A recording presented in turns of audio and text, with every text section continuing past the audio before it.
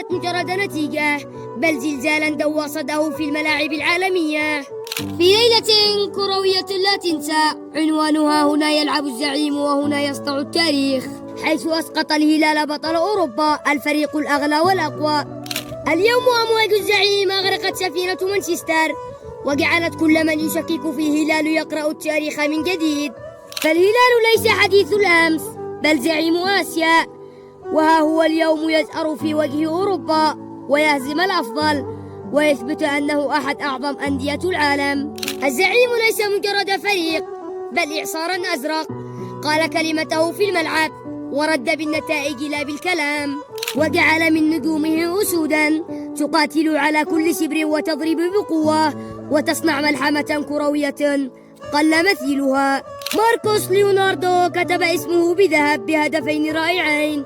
مالكوم الطائر البرازيلي مزق الدفاع الإنجليزي بهدف ولا أروع.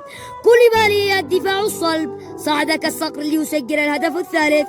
بونو السد المنيع الذي تصدى لهالاند وفودين وغيرهم وأبقى الهلال في المعركة حتى النصر. إلى كل من شكك في قدرة الهلال شاهد مرة أخرى وعدل أفكارك.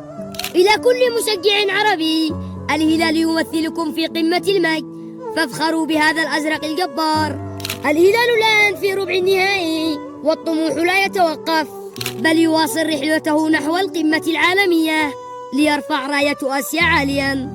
كان معكم فيصل صالح. هذه حساباتي، تفضلوا في زيارتها وشاركونا رأيكم في صندوق التعليقات.